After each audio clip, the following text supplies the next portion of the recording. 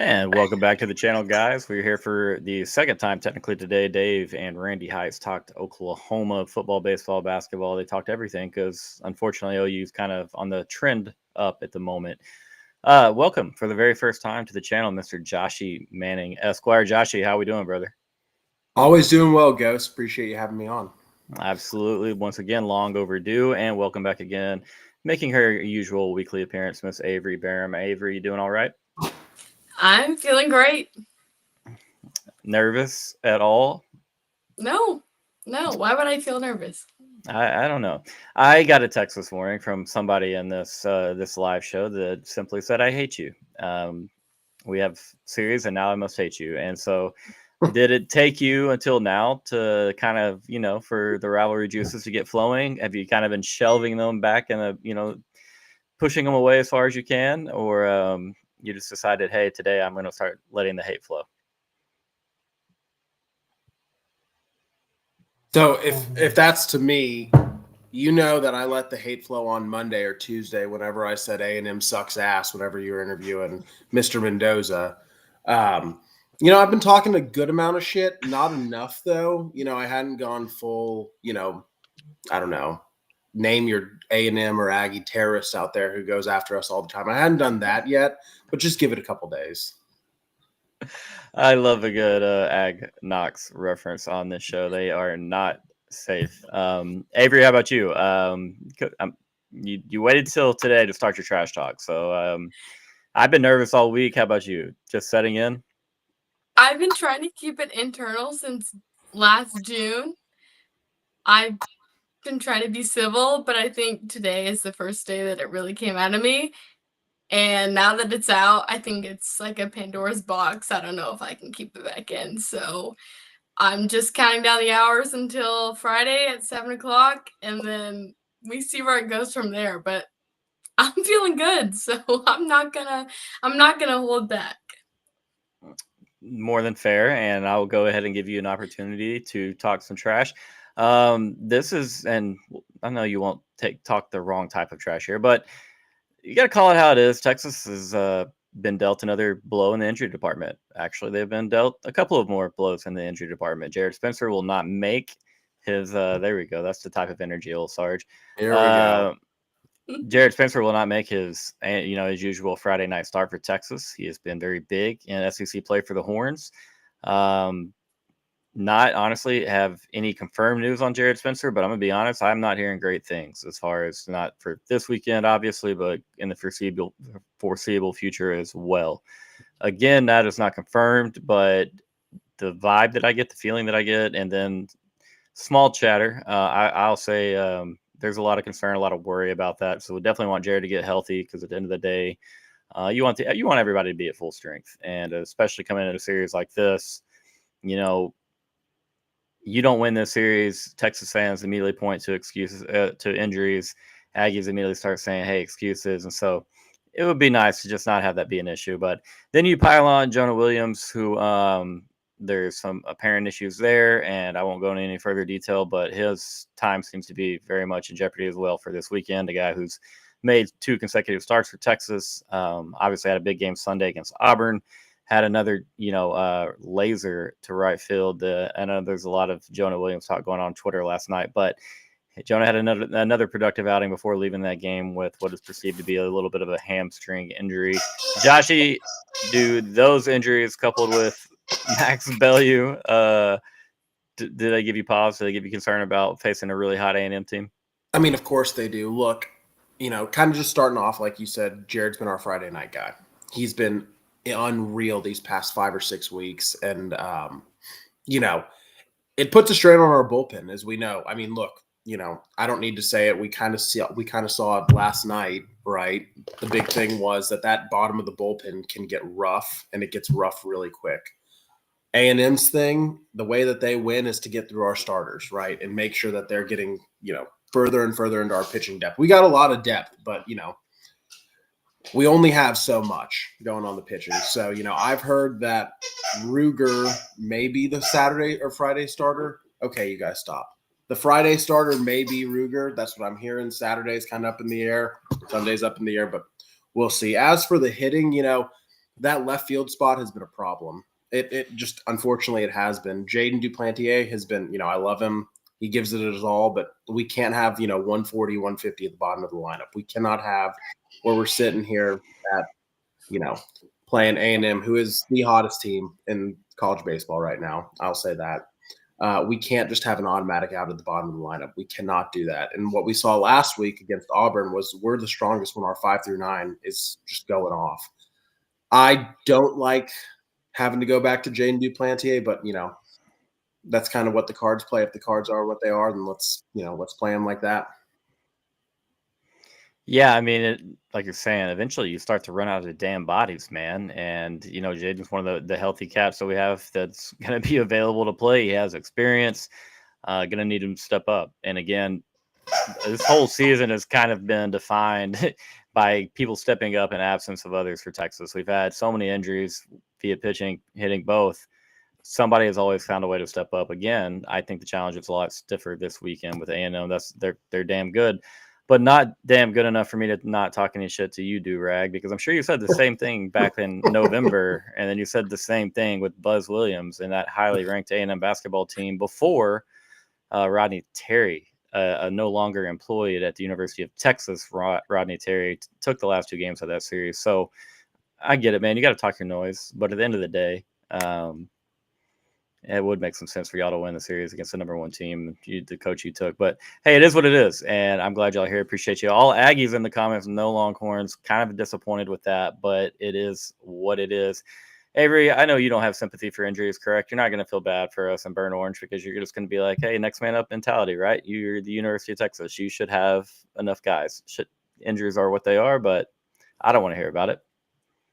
We've had our fair share of injuries, so there's a tiny bit of sympathy because we've been there, but at the same time, you got to do what you got to do because we've been there year after year. We lost Braden, we lost Shane, we lost Josh, we lost Gavin, and we adjusted. So you lose a guy, you got to find whoever's up next. So yes, it sucks. I know it sucks. I'm not going to say it doesn't suck, but we've been there. We've done that since the beginning of the season. So I'm not going to sit here and let you use it as an excuse.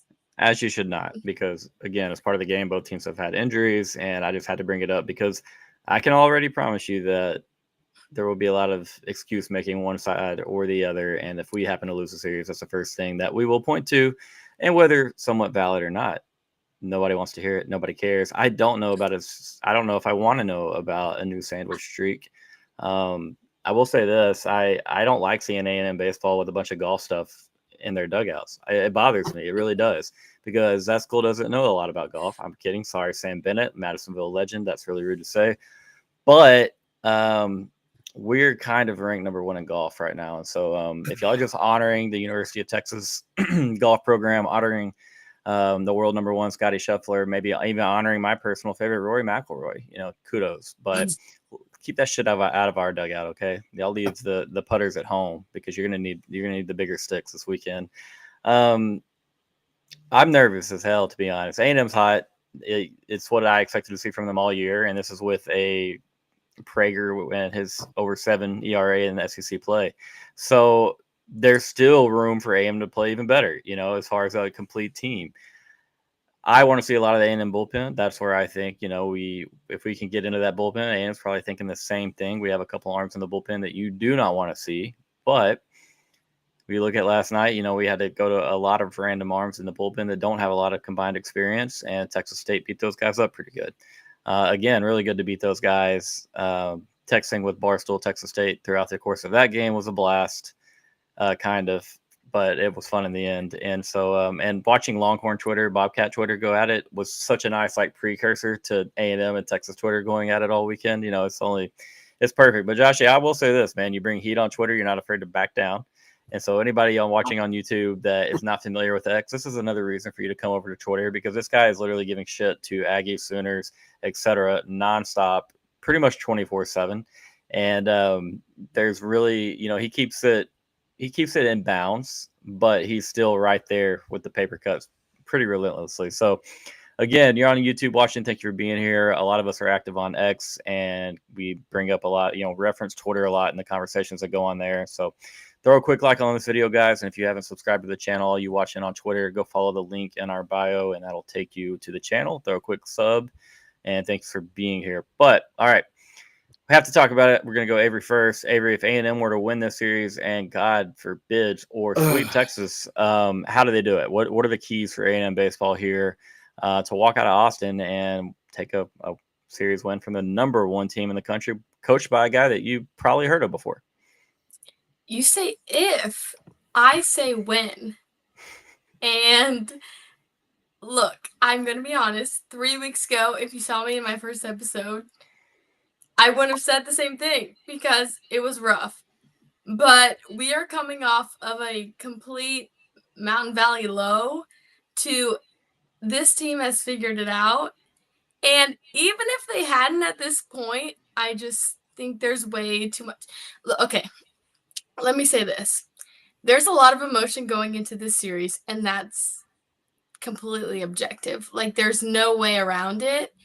And I think it's very easy for a lot of people to say, oh, it doesn't affect them. Oh, let's not take this into consideration. Emotion is like, you can't not ignore it. So you either take it and you embrace it and it makes you better, or you take it and it breaks your team apart.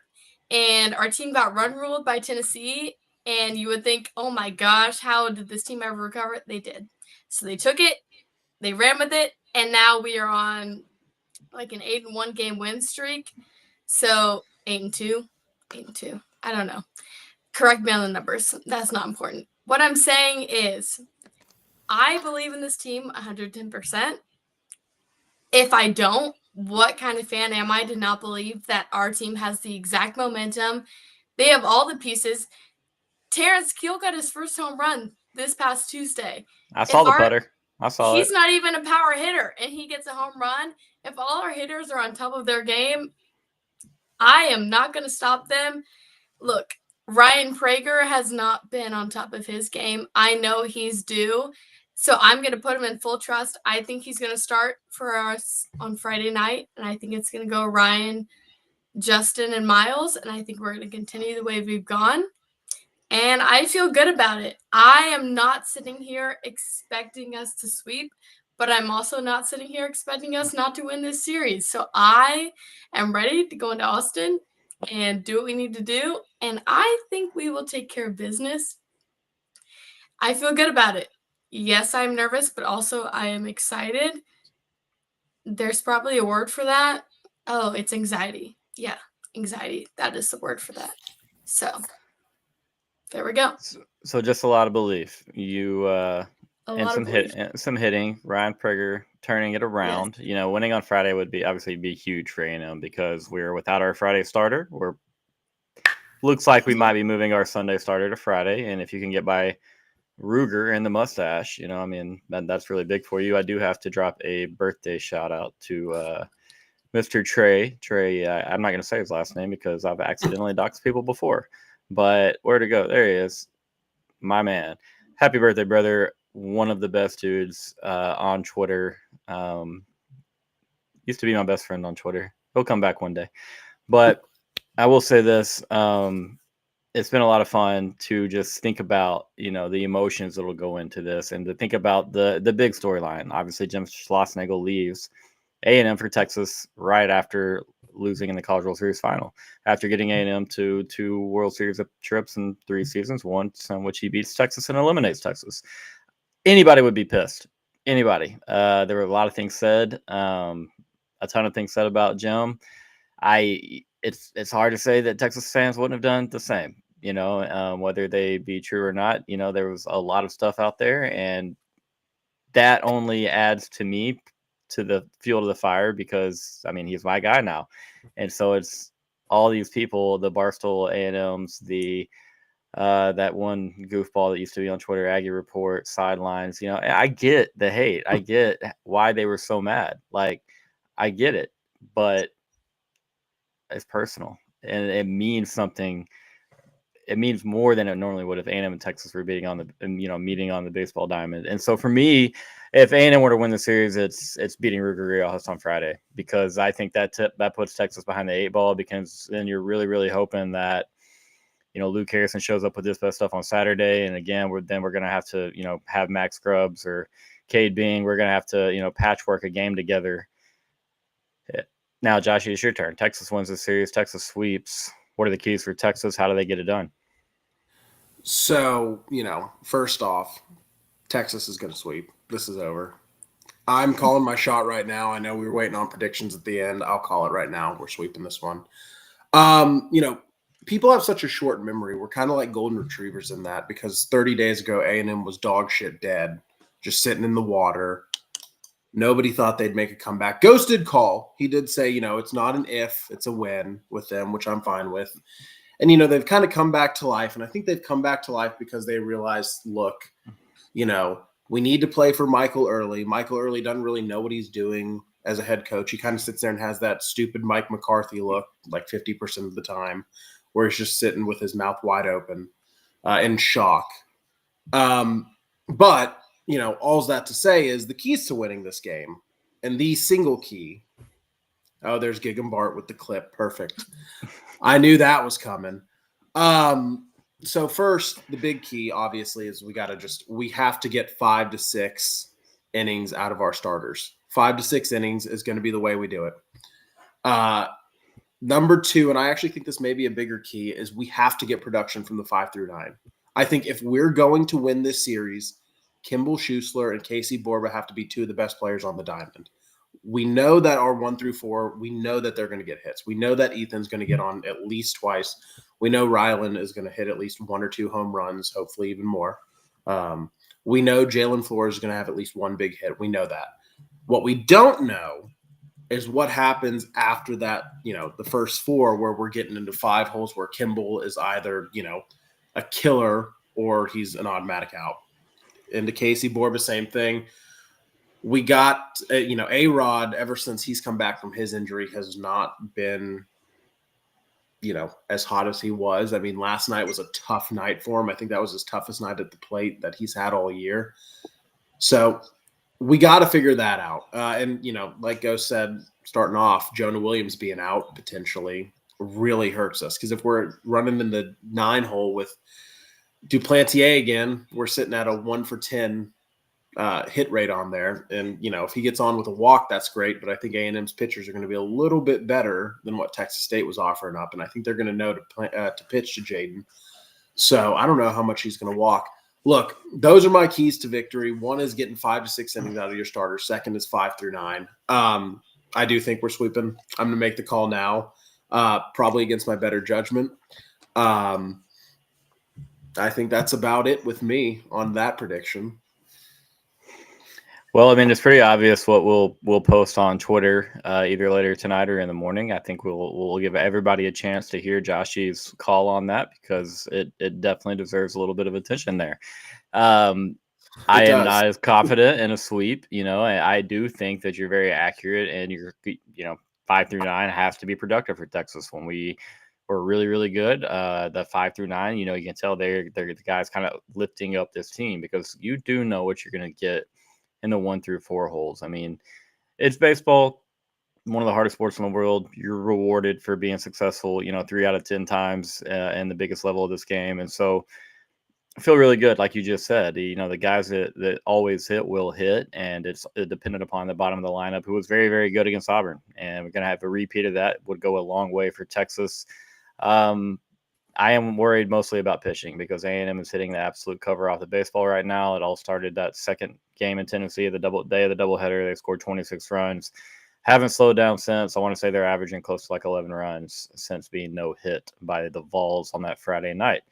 But with that being said, if Texas gets 4 2/3 or 5 2/3 or whatever from a Ruger Riojas, and they're able to turn the ball over to a Max Grubbs with a lead, like that's Texas's recipe. That's what we want. That's what we want. And if we can do that, you saw last Saturday, Jim kept Dylan out there. Went back to Dylan for extended time on Saturday, even with a 5-run lead, and let him finish that game because you won Friday. Obviously, you're about to win Saturday. You win that series, you'll figure Sunday out. So you'll see both coaches, in my opinion, they'll throw the kitchen sink to try and win Friday night. And I'm not saying they're going to blow their bullpen just to, for the weekend, just to win that Friday night. But if Texas is in there in a tight ball game and has a chance to go to Max Grubbs and then eventually, hopefully, Dylan Volantis, that's our recipe for success. That is what Texas has been so good about. Now, if we use Max Grubbs on a Friday night in a close ball game, Texas can't hold on and find a way to win that one. That's, for me, that's where I start to have a lot of concern, a lot of worry. And so Ruger Riojas throw strikes. That's what you want. You want a guy that's going to go out there and be a tone setter for the pitching staff and for the baseball club. And so he will, he's going to throw to contact. A&M will put the ball in play. And it's just a matter of getting those guys out. Avery, if there's one thing that you could say in a complimentary fashion about this Texas team, what would it be? You guys are ranked number 1 in the country. Well done. Honestly, you did well played. Josh, your turn. A&M, this baseball team, something positive about the Aggies. Oh, if they were my guys, I'd love them. Y'all have swagger. I got to say it. Y'all do. Jace is a beast. I mean, he is incredible. That'd be my guy. Caden Sorrell is a baller. Like, he just is. That guy may be, a first-round pick in, a year? Is that when he goes? If he does go. No. I mean, y'all's guys are, they're tough. They're tough. I will say one more thing, too. I think Michael Early has a very good baseball head. And the reason I say that is the hat fits perfectly on his head every single time, and it's incredible. It really is. He looks like he's prepared to play. He just looks also like he doesn't know what the hell he's doing. So I like that about him, too. Those are my 2 things. Yeah, I mean, A&M definitely does have some ballers. They've had guys that have played a lot of college baseball games, have had a lot of success at the college level, and so again, that's what gives me real pause. But Texas, I mean, our lineup has shown the ability to really get at a pitching staff and get into the bullpens early on weekends. And if they can do that again, I don't know if A&M has the arms in the bullpen to really, get through the weekend and find a series win. They're going to have to do the same thing we're talking about with Texas. They want these guys, Prager, Lampkin, and who is it? The other gentleman? Patton. Patton. Yeah, I get Patton and Moss confused at times because I wanted both, to be honest. But I'm a huge fan of actually both of those guys. So, like Josh, you said, would love them if they're in burnt orange, but it is what it is. So, can I ask Avery a question really quickly? Because I'm really curious about this. So let's say y'all win this series. What is your take on the early tenure? You go, you have this kind of nightmare start, and then Early comes back and he makes this turnaround where he beats number 1, number 2, and then number 1 again, or I guess 3 number 1s. What is your take on how this, are you like, maybe we give him another chance? Are you still kind of in the same boat? Or are you like, let's see what happens in postseason? What is that? What is your feel on that? I think it's very heavy-handed to make a determination in the middle of the season. Same if I were to decide to fire him or keep him in February. In February, I'm sure there were a lot of people in our fan base who wanted him fired. Fast forward to now, I'm sure there are a lot of people biting their tongue, but I'm not going to make a determination either way. I think you have to make your full way through the season. You see how you go through regionals and super regionals and hopefully Omaha. Fingers crossed. But it's not something you can make midway through the season, especially right now. I think I would say with fair confidence that most of the guys on our team are 100% behind Michael Early. And I'm not saying that's like the only thing you should consider when it comes to determining a head coach. But it is very important to have your players support the guy who's leading them in the dugout and the bullpen, whatever it may be, who's coaching their swing, because he was their hitting coach a year ago. So if we win this series, when we win this series, I will feel really good. That's not going to make me swing one way or the other on Michael Early. We still have a full season ahead of us. It goes all the way till June. Once June is over, I will make a decision. Until then, we've got a lot of baseball left. I'm sure like every other team in the SEC and the rest of the baseball world does. So until then, I will keep defending Michael Early, because if I don't, then what do I have? So, Team Michael. I told you, Josh, she's pretty good at working around direct questions. She's got a skill for it. I have a question. Anything to say towards our fan base, or even your? It's being said within your own fan base. Burner Twitter is a cesspool, but anything to say to the people that are saying, Michael Early is only succeeding because of a very, very talented lineup, and any success this year obviously means a greater likelihood of him being retained, and therefore that's what we as the enemy should be rooting for? I think that's I'm just giving you a chance to defend your guy there. I mean, that's a loaded question. It is a loaded question because I don't know. I genuinely don't know, because I'm still very, very undecided on Michael Early as a head coach. Fantastic hitting coach. Head coach at Texas A&M University for the baseball program. Different story. And so I'm not saying I would be out on the guy, but there are some Aggies who believe what I just said, and a lot of Texas fans are saying, good, we want A&M to recover. We want A&M to get into the tournament. Make a run, whatever it may be, because long term, they're just not believers. Right.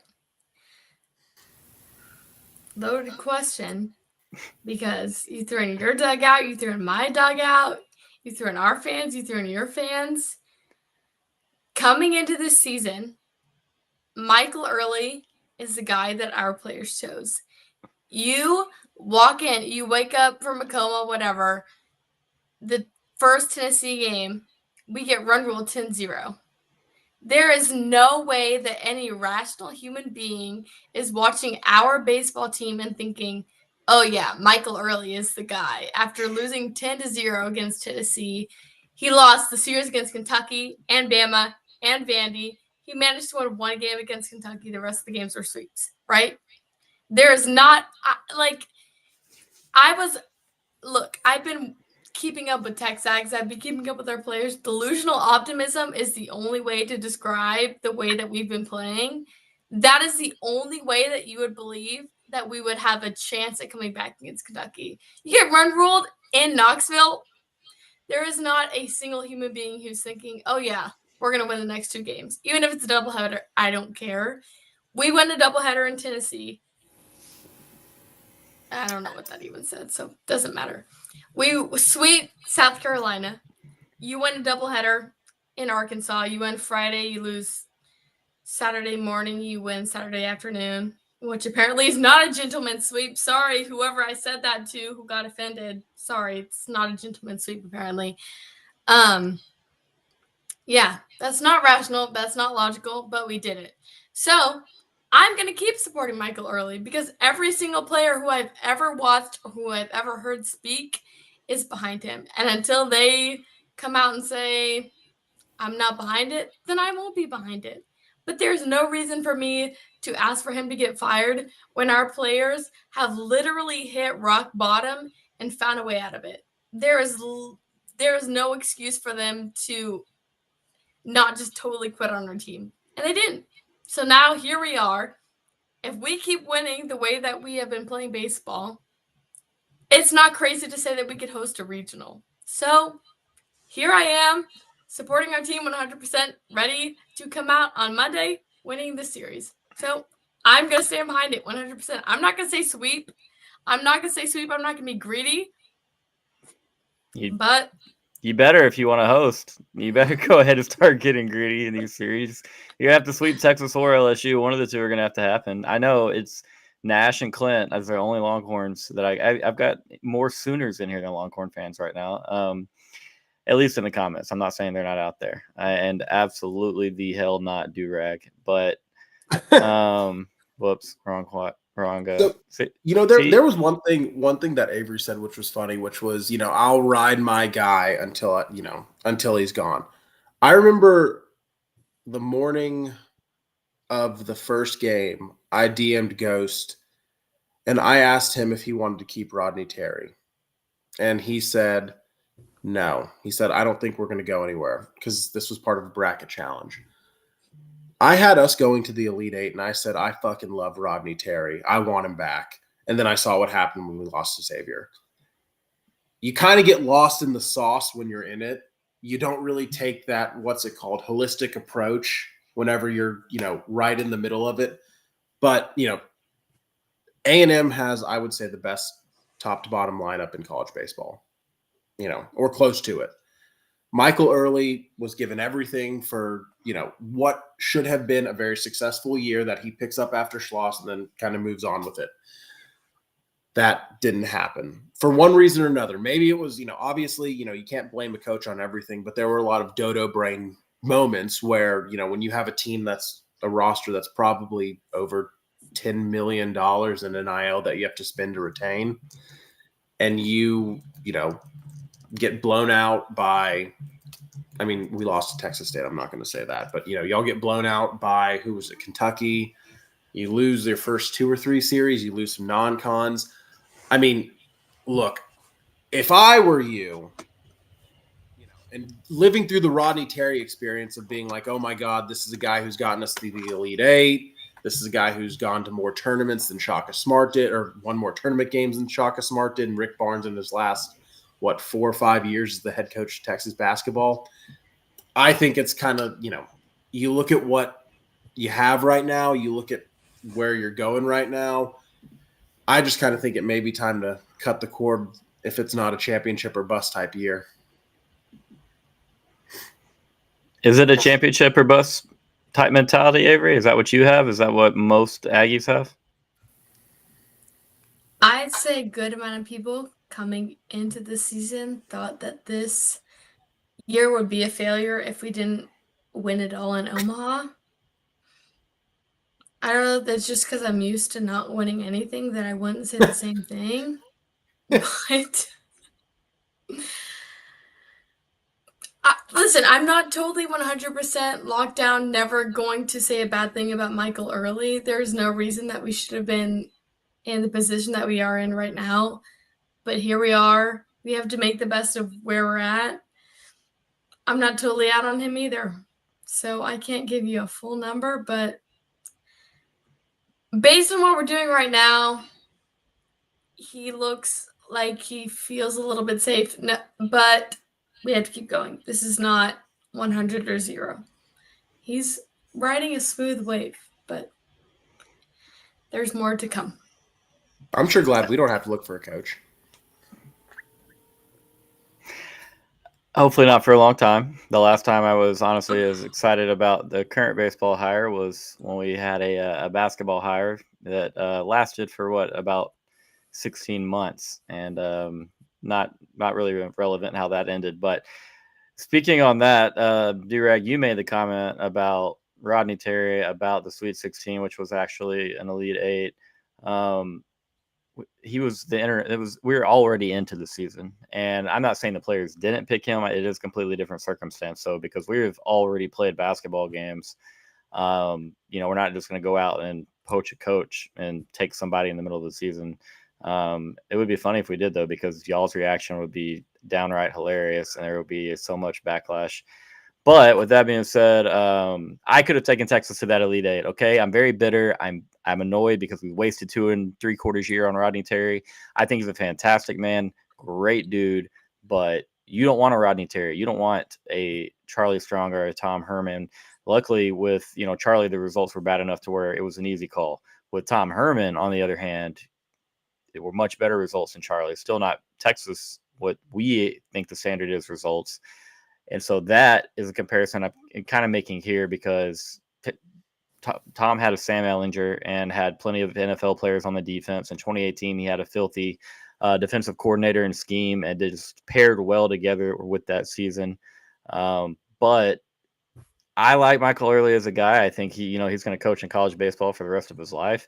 But it's just, I don't know. I'm at a question mark. I think, and that's more than fair to say. It's not talking trash of any kind. You've seen him and his team struggle with hitting, which is, that's his department. Now, again, maybe it's guys pressing for their new coach. Maybe they're just doing a little too much. And everybody's trying to be that guy. There's a laundry list of reasons as to why a hitter can struggle at the plate.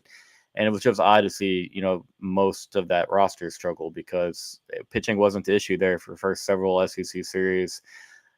But with that being said, now y'all are averaging almost a dozen runs, and all of that feels irrelevant. And you come into Texas against a beat-up pitching staff. But none of it matters. I mean, I think with the situation being is what it is, Shalas leaving, A&M winning, 7 of the last 10 versus Texas, knocking Texas out.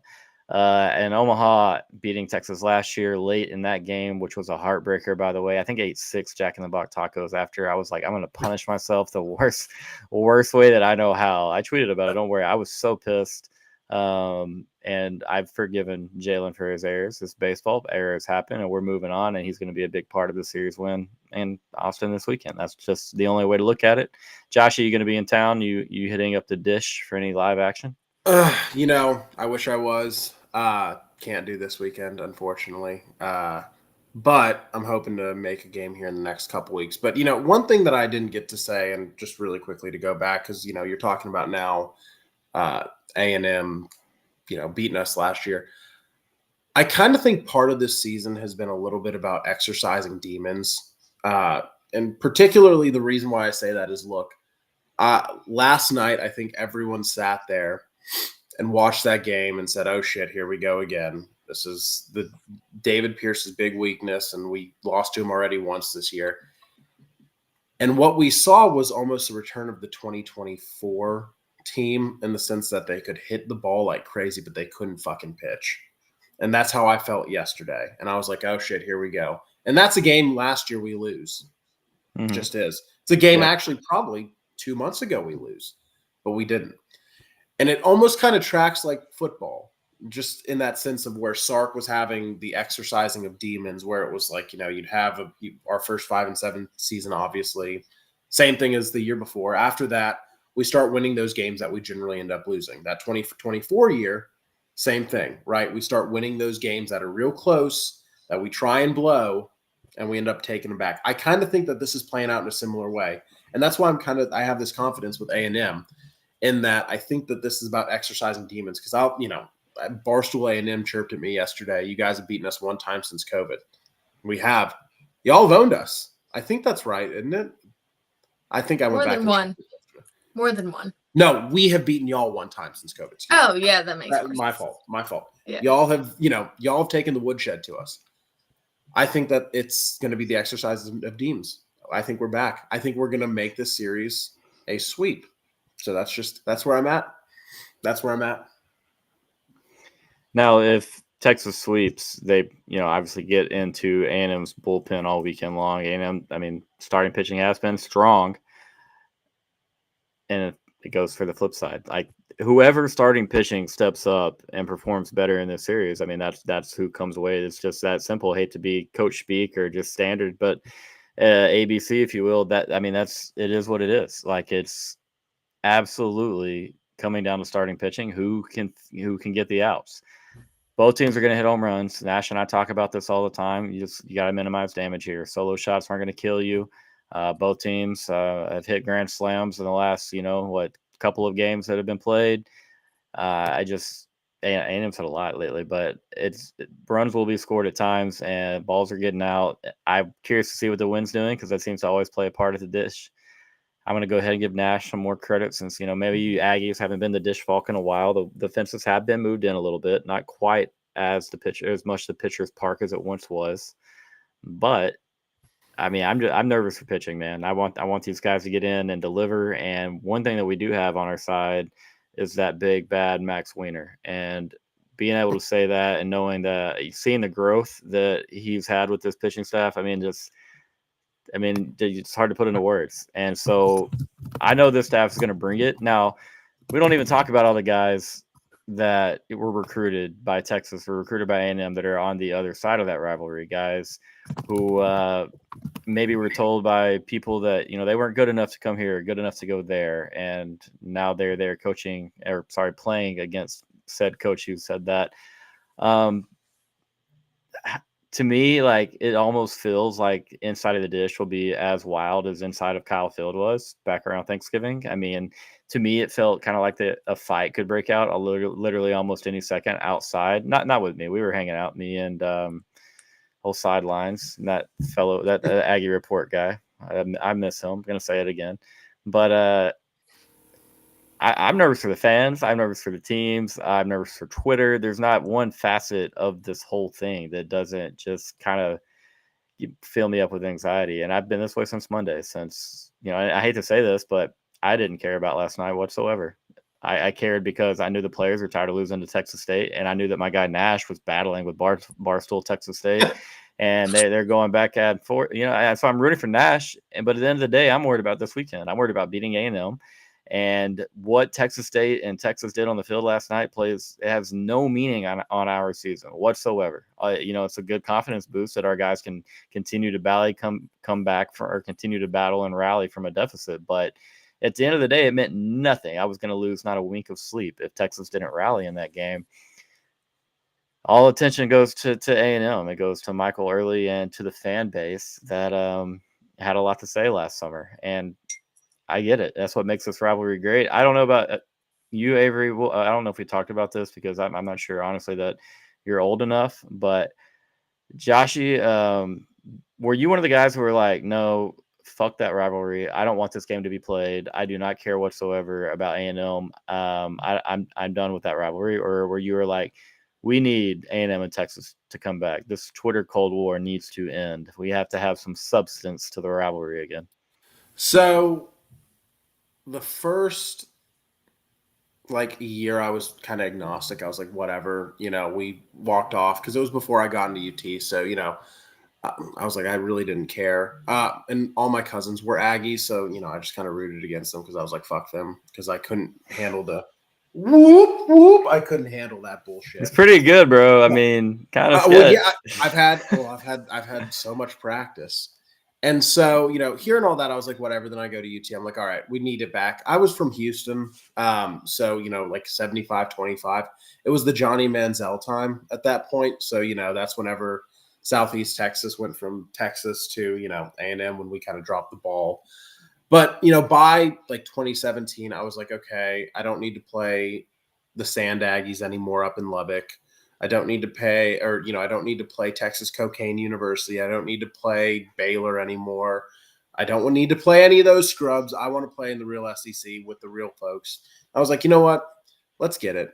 We need this back. We need it back. So yeah, I was not a fuck this guy. I was agnostic to, all right, let's get it going.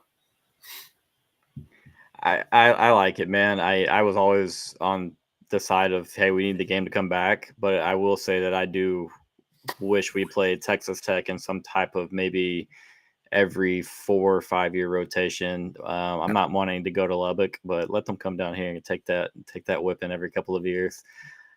I will get to you in 1 second on this, Avery. But for me, I mean, it made me mad just to see people are like, no, we don't want to do this anymore. Like, you just writing off so much history that has nothing to do with the current situation, and a couple of people that put way too much pride aside or ahead of the rivalry is what it was, and a room full of officials from both schools that were petulant children, if we're being honest. And so it is what it is. A&M did what they thought is best for their school. They went to the SEC. In my opinion, they improved and enhanced the brand. I think it's okay to say that. Go look at the town of College Station before and after they're joining the SEC. It's a town that, it's blown up a lot. I'm not giving full credit to the move to the SEC, but I think it was a very positive thing, and I think we're right here. Texas has done what's best for them, and anybody wants to knock us, call us greedy or any of that mess, it is what it is. A&M did the same thing we're doing, and you'd be a fool not to in the modern era, because it doesn't look like there's anybody looking out for any, specific institution. There is no such thing as NCAA. It's a figment of our imagination. It's not real. There is, they need to abolish it. We got to have some type, we'll get into all this later, but they do nothing. And so I don't blame A&M for running to the SEC. I don't blame them for not wanting to play, because the loss did say some crazy shit. We got to call it how it is. Yeah. Avery, your dad, you grew up, around College Station. What were the feelings of the rivalry for you? As there was no rivalry for over a dozen years, and as it came back, how did you feel about it? I grew up and my Thanksgiving was revolved around the Texas game. That was all that, like, it wasn't Thanksgiving for me, it was football. And we made t-shirts every year, and we took pictures every year, and I had horns down every year. And after 2011, we switched to the SEC, and I'm not mad about it. I'm not mad, because the very first year we switched to the SEC, we had Johnny Manziel. We competed. If there wasn't a hurricane, I am very confident that we would have been playing for the national championship. There's a whole nother conversation that I'm not going to get into right now. I'll leave it at that. But I am happy with the decision that we made to switch to the SEC, and I am fully confident that I'm glad the rivalry is back. That is all I grew up on, is playing against Texas for probably 10 years. Last year, we played Texas baseball on my birthday, and we all know what happened in the regionals, so I'm not going to make you repeat history, but it ended up in our favor, so I'm feeling good about that. That was a really great birthday present, and that was all that I was asking for when I was standing on top of our kitchen table. So I was feeling good about that. So right now, I'm asking the same thing, and I'm feeling good about the rivalry, and I'm not going to ever come out publicly and say it doesn't matter to me, because it does. It really does. So I don't know if I'm like one of the few people that are willing to admit that, like, it hasn't gone away from me. And any time that Texas is playing, like, I grew up, the way that my dad raised me is I root for A&M. I root for two teams. I root for A&M, and I root for any team that is playing against Texas. And that is the way I was raised, and I'm not going to shy away from that. So I don't know if you want to, whatever word you want to throw it at me, but that is the way that I was raised, and I'm not going to shy away from that. So that's holding very strong this weekend. That's how it should be. I mean, any other answer would have been unsatisfying, to be honest, because, I think the people are just soft, to be honest, that didn't want this rivalry around. You can't handle your emotions. You're so mad at that other school that you don't think your own school should be on the big stage, a stage that everyone cares about. Everybody wants to see A&M in Texas. Now, Joshy, let me ask you this, brother. A&M or Oklahoma, who do you want to beat more? If you had to pick a baseball series to win more this season, I think the answer is clear. It would be A&M, right? Yes, for obvious reasons. I agree. You can't. We're not dividing this down by sport. This is overall, okay? Overall rivalry. I want your take. Oklahoma, A&M. Who's a bigger rival? I don't know. I built up a pretty good rapport with Dave, so I don't know. I think he's enemy number one with me. I'll go OU. Let's go OU. Let's do it. And one thing I do want to say, Avery, I'm glad that a lot of your childhood was revolved around us. I'm glad that we took up enough real estate. That's got to be a good childhood. Yeah, I'm not going to comment on that. Keep going. No, keep going. Keep going. Durag, I'm going to go ahead and humble myself a little bit here on this channel. My first Lone Star Showdown experience was 2006 as well. I wanted to jump off a bridge, walking across I-35 right there. That was really, really deflating to watch. A very injured Colt McCoy not throw a ball further than down 20, 22, 23 yards all game until the interception at the end. No run game for Texas whatsoever, and then obviously A&M's 80-plus yard drive to win it, running the same play either left or right over and over and over. So I'm glad you had fun, because that was a miserable day in hell for me. And so the next year was great. 2007. I have such a damn good story about the A&M and Texas game.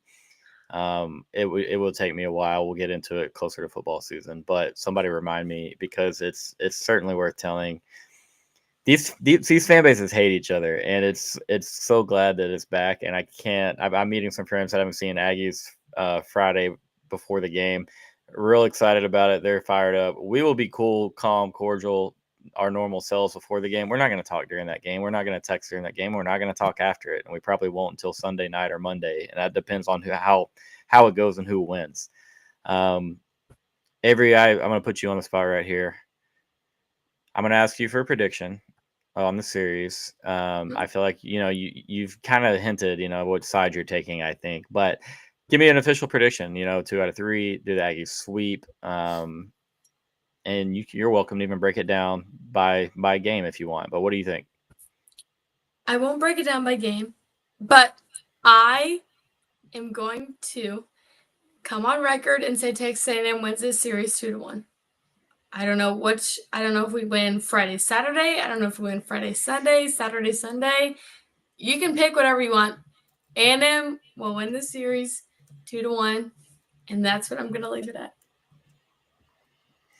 I mean, you gave us a win, and to be honest, that's more than I expected out of you. You are pretty fair. You are pretty honest, and don't overly, pump sunshine, which is why you're back. You keep it real. With that being said, I do have to brag that 3 weeks ago, yes, I was more confident in your side than even you were. And I think anybody that watches the show will attest to that. Joshy, 3-0 sweep. Are you locking that in officially for the Horns? I've already said it, man. Anything that comes out of my mouth, I got to lock in. And do not clip that one. That's a bad one to clip. But yes, no. Don't clip that one, Bart. No. Yeah, 3-0. That's where I'm going with it. I know Nash keeps saying stop it. I just gotta ride with it. And I feel good with it. I've got a lot of stats and data to back it up. Look, we're not 35-6 for no reason. We just aren't. We don't have the best coach or second best coach in college baseball. I say first for no reason, right? Yeah. Thanks, Nash. I know it got clipped, but I'm riding with it. Let's get it. I mean, it's locked in there. I don't think you could come back from that one as far as backing down on that stance. It's pretty firm. John, I mean, and anyone watching on YouTube might not have a clue what this is, but this is just absolute silliness right here. I can't believe anybody would try to just jinx other teams' baseball programs with over-the-top comments like this. And he's been doing it for such a long time. He seems like such a nice guy. He seems like such a nice guy. He really like does. him. He does. He's probably excellent with grass. But John's a great guy. I don't like my bit being stolen. I'm going to be honest with you. Aggies have been doing it all week, and it makes the trash talk a little bit. It makes my bit less fun because everybody's like, yeah, you're right. We suck. Y'all are awesome. Y'all are going to win the World Series. Well, shit, this is not why I started this whole thing. But I do take it as an honor. It's funny when they do it. I've laughed so much all week. And JP knows he's my man. One of my favorites on the entire app. LSU Posse, thank you for being here, my man. Bart, hard hitters, some of you Aggies haven't seen in here before, so thank you all for being here. I'm sure you're here for Avery, and that's more than fair. But make sure you like the video for her, subscribe to the channel because she'll be back weekly. This is the 3rd or 4th week in a row, Avery. Week 4. So considering it's been a month now, and that you feel pretty good about A&M winning this series to the point where you put it on the record, I'm honestly. I can be talked into either side, to be honest, just considering the injuries for Texas, how well A&M is playing baseball, and then considering how good Texas is playing too. You can't say Texas has no shot here. They're the number 1 team in the country for a reason, as Josh just said. I'm not going to back down. I have to take Texas. I'll take Texas 2-1 here. I think that Ruger shoves on Friday night. Texas wins that first game.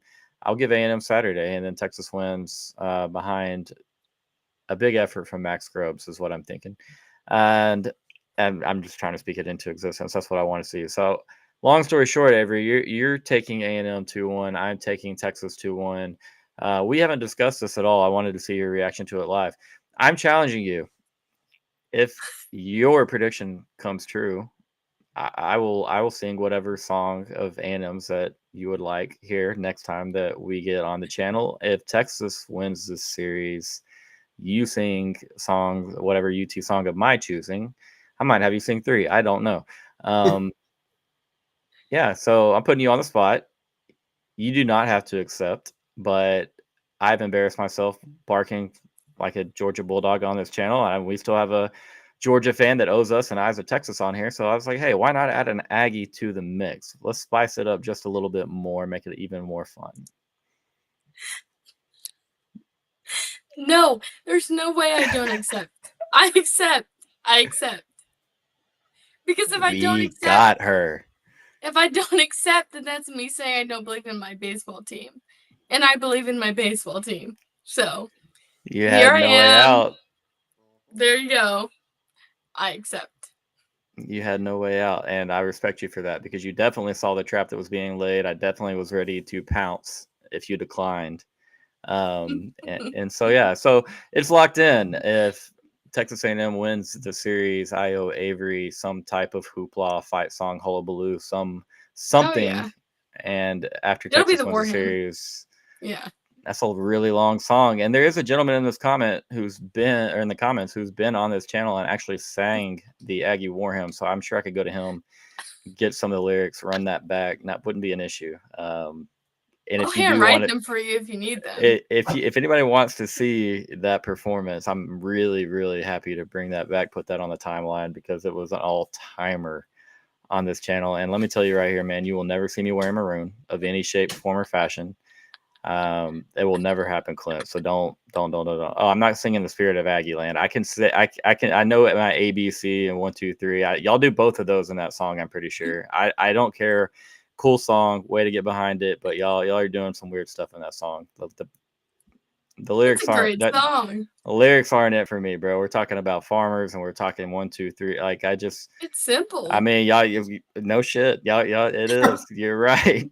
A&M doing weird stuff? No way. No So- way. Who would have thought?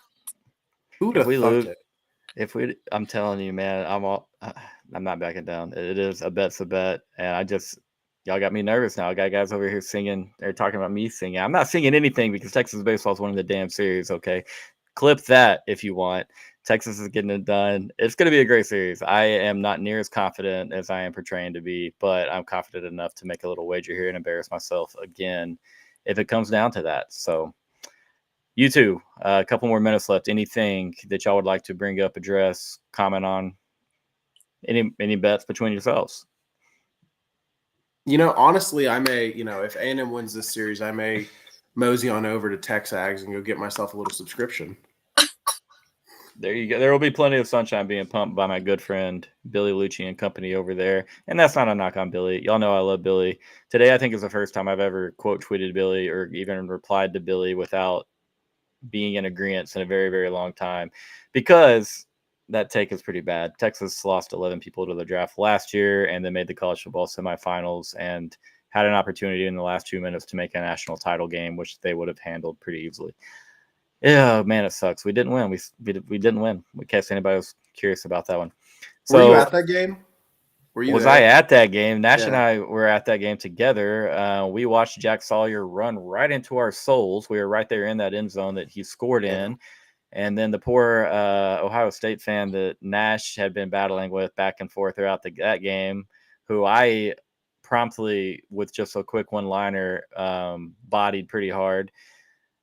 He had the last laugh. He had his moment, and that sucked a lot. And there were people that were videoing other Longhorn fans there that were so dejected. Ohio State fans who had the phones out. And yeah, what about you? Were you there for that lovely, just warm winter evening in the Cotton Bowl? So that was 15 minutes away from my house. So all day I was at home, working from home. I was telling my wife, this is my Christmas, and I was like, hey, full disclosure, we got our first kid on the way. And I told her at the beginning of the season, hey, if we win the whole thing, the baby's name is Quinn Manning, not doxing myself. So told her it was going to be Quinn. I was like, here we go. I told her I'd buy her whatever. She was like, hey, you gotta pay me basically to go for going to the game. That's kind of how that works. So I was like, okay, fine, whatever. I go to the game. I'm like, oh my God, we're doing it. We're right on the 1 yard line. It's me and a couple of my buddies from college. We're just sitting there, feeling great. And I remember it was just like slow fucking motion watching Cam, or yeah, it was Cam get beat on that right side. And I was like, oh, I was just watching a car crash happen. Yeah, no, I was on the second deck. I was like, is it high enough? Is it high enough? And I was like, ultimately it wasn't. So, yeah. I don't It think was Nash rough. and I spoke to each other on the ride home. Like it's the 4 hour drive. Like we were so just locked into what could have been. You don't give up a 75-yard touchdown with 30 seconds left in the half. You a plethora of different things that obviously yeah, no, his kid's not named Jack. Okay, that's messed No, up. All right, get out of here. no. Get Gosh out of dang here. it. Listen, I mean, college football's so great though. Like it's the coolest sport in the world. You have moments where like this where that happened. We don't have to say it all out loud again. Nope, But nope, nope, nope. it's just a crazy beautiful sport where at the end of the day it's just you have one champion, and if I mean Texas does one or two things differently there, they win that game. This is probably the happiest that Avery's been on show, so let's move on and just go ahead and call this a night. Not gonna let her just beam down there with glowing thinking about Texas and our offense not being able to get the ball on the goal line because she knows that feeling. So sorry, I couldn't resist. I had to Good call. I had to fight back. So Mr. Joshi, thank you for your debut on this channel. I like that you Yes. speak straight from the hip. I appreciate just you being blunt. It's fun to have that type of energy. Avery, good luck to your team. Thank you as always. When I say good luck to your team, I mean good luck getting to Austin, and then I hope you have a really really shitty about 72 hours. As for you personally, I hope you have a great weekend. Get you some range time in. We saw the range pictures. Sure, the swing looks great, but if it doesn't, you know who to call. Probably your dad because he knows a thing or two about that. But shout out, Mr. Chad. Anyways, thank you for being here, guys. Appreciate y'all all watching. Again, at least Monday through Thursday content coming. We'll be back tomorrow night, but it'll be late. Daughter has a dance recital. Can't wait. 31 songs. It's gonna be a blast. Golly, it's gonna be fun. Oh man, I love being a girl dad so much, and I mean it. I really do. I was just kidding about that. So have a good night, guys. Avery, I'm probably not gonna get a hook 'em horns from you, but good luck. And oh, that's strong. That was strong. At least you have the firm wrist when you do it. You're not like I'm not gonna like throw it up, but there's some really bad horns downs out there, some really sad ones too. And normally those are the ones that get the most publicity. So go teach your people, go teach your peers. If you're gonna do it, which I'll do every second of every game, whether you're playing Texas or you're not, do it right. Okay, respect it. Respect the brand, please. There it is. Yeah. There it is. All right, guys. Have a good night. We're gonna be back tomorrow night. Like I said, it'll be late, 8:30 or 9. Have a good night, and we'll catch you next time. Adios.